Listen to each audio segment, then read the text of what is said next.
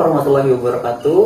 Halo guys, jadi balik lagi to my and this is vlog. Jadi kali ini aku akan melakukan sebuah sesi wawancara, di mana ini merupakan salah satu tugas dari mata kuliah psikologi ergonomi. Nah, berbicara soal terkait pembahasan kita hari ini, bahwasannya di sini saya tidak hanya sendiri ya, saya ditemani dengan ada saudari Ibu siapa Bu? Ibu Neneng Fitriani. Nah, beliau merupakan salah satu topik pembahasan kita pada hari ini, dan kali ini kita akan melakukan sesi wawancara.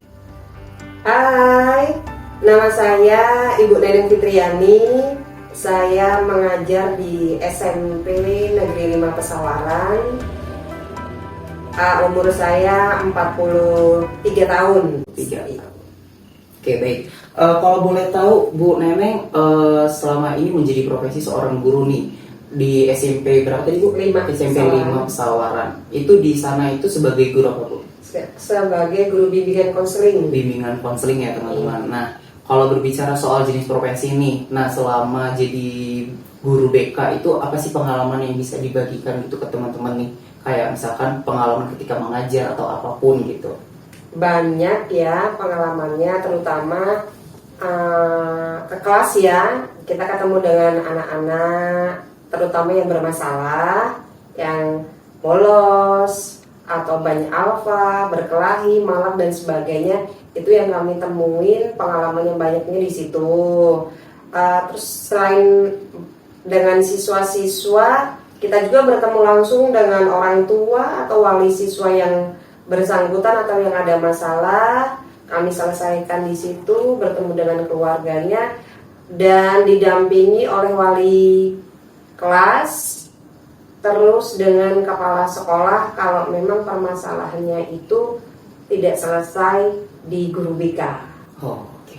Berarti kalau untuk pengalaman sendiri sudah jam terbangnya treknya udah panjang banget gitu ya? Alhamdulillah sudah. Nah, kalau berbicara soal profesi guru nih, kalau boleh tahu Bu Neneng ini dari tahun berapa nih untuk menjadi guru gitu? Sampai dari tahun 2004 sampai sekarang alhamdulillah masih jadi guru BK, bimbingan konseling untuk siswa-siswi yang ada di SMP 5 Pesawaran. Oke. Nah, kalau untuk selama kan mungkin kurang lebih dari tahun 2004 sampai di tahun 2023 ini udah cukup treknya panjang gitu kan. Nah, kalau berbicara soal profesi jadi seorang guru itu ada nggak sih kayak kenyamanan atau kayak kurang nyaman gitu sebagai guru gitu yang dirasakan di dalam diri gitu? Banyak ya kenyamanannya. Jelas di tempat kerja, faktor utama kita harus nyaman di tempat kita kerja, sangat nyaman sekali dan betah. Nggak mau pindah lagi ke SMP lain. Terus yang kedua, kita nyaman dengan teman-teman atau guru-guru yang lain yang selalu ngasih support dan juga tambahan ilmu buat kami gitu ya. Sebagai guru itu banyak banget. Terus support dari kepala sekolah juga banyak.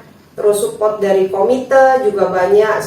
Support dari wali-wali murid itu banyak juga yang selalu memberikan masukan hal-hal yang baik untuk anak didik kami di sana, terutama yang bermasalah gitu. Kami tidak menanganin siswa yang bermasalah aja. Sebenarnya siswa yang tidak punya masalah juga kami tanganin. Tapi karena saking banyaknya siswa yang harus ditangani itu yang banyak yang bermasalah, makanya terlalu banyak kita membinanya siswa-siswa atau menanganin atau mengkonseling siswa-siswa itu yang seringnya bermasalah. Ya, terus kenyamanan di tempat lain ya yang jelas lingkungan mendukung ya. Pertama lingkungan mendukung, teman-teman mendukung, terus fasilitas yang ada di sekolah juga mendukung. Baik. Itu. Berarti kalau dari faktor lingkungan itu mendukung, ada nggak sih kayak ketika bekerja kayak yang mempengaruhi dampak intensitas pekerjaan, kayak misalkan faktor fasilitas atau mungkin ruangan atau pencahayaan atau suhu gitu yang kayak mempengaruhi gitu, kayak misalkan kan di setiap sekolah itu kan berbeda-beda tuh, ada yang mungkin fasilitasnya sudah dilengkapi dengan AC dan lain-lain gitu. Namun kalau di sekolah Ibu Neneng sendiri bagaimana Bu untuk respon itu? Kalau untuk fasilitas, terutama di ruangan saya ya, alhamdulillah lengkap. Walaupun kita tidak pakai AC, tapi pakai kipas angin, dan kita juga disiapkan buat laptop dan alat-alat peraga lainnya atau dokumen-dokumen atau surat-surat yang berhubungan dengan bimbingan konseling itu sudah ada semua. Jadi kami tinggal melakukan bimbingan konseling sesuai dengan step by step yang sudah diatur dan sudah sesuai dengan prosedur yang sudah ada.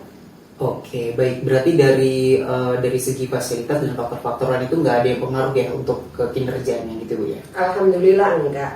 Mungkin kadang ada dari pihak luar kayak orang tua ya. Kadang kita melakukan konseling dengan memanggil orang tua, ada yang orang tuanya tidak terima anaknya untuk disalahkan atau diapakan. Tapi dengan cara kita berbicara bahwa semua orang itu, maksudnya anak itu di sekolahan di sini kan memang tanggung jawabnya guru gitu. Jadi kami yang mendidik, selebihnya setelah pulang itu baru orang tua. Begitu orang tua anaknya melakukan kesalahan dan di depan kami melakukan kekasaran, menampar atau memukul anaknya, ya tidak kami bolehkan. Tapi sih ada yang beberapa seperti itu, dan kalaupun itu dilakukan anaknya sudah sangat kelewat batas.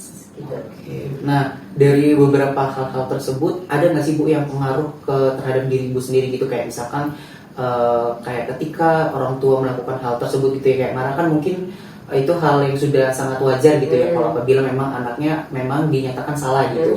Namun ada nggak pengaruh sendiri gitu terhadap Ibu, kayak pengaruh psikis Ibu gitu, kayak misalkan melihat kejadian tersebut gitu terhadap diri Ibu sendiri gitu? Enggak ya, karena kita juga bekerja berdasarkan peraturan yang ada. Terus kita juga sebagai guru, kita juga dilindungi gitu loh. Ada undang-undang, terus kita juga ada kepala sekolah yang bertanggung jawab gitu atas apa yang kita lakukan. Itu sudah sesuai dengan prosedur, dan kalaupun ada apa-apa di belakang, itu kami dengan ada kepala sekolah yang selalu bertanggung jawab dengan apapun konsekuensinya. Kami sebagai guru untuk menangani siswa-siswa yang bermasalah, apalagi berhubungannya langsung dengan orang tuanya gitu. Oke, baik. Nah, dari setelah beberapa hal tersebut, apakah juga ada dampak gitu untuk ke kesehatan fisik Ibu gitu, kayak misalkan kan memberikan konseling ataupun memberikan bimbingan kepada anak gitu ya yang terlalu intens gitu, atau jumlahnya mungkin banyak gitu. Ada nggak sih dampak penyakit gitu buat diri Ibu sendiri gitu? Alhamdulillah enggak. Jadi kalau di sekolahan kami itu dibagi-bagi per kelas. Jadi kelas 3, kelas 9 dan kelas 8 itu ada guru kelas 7 dan kelas 9 itu ada sendiri guru bimbingan konselingnya, dan kalau saya sendiri bertanggung jawab di kelas 8. Kelas 8 iya. Oke, baik. Baik, berikut merupakan salah satu penjelasan video penggunaan prinsip ergonomi dalam suatu pekerjaan. Dan mungkin video kita sampai di akhir ini aja, dan sampai bertemu kembali.